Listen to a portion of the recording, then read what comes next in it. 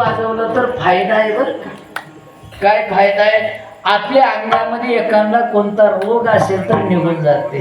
आणि दुसरं फायदा आहे, अंगामध्ये पाप असलं तर निघून जाते.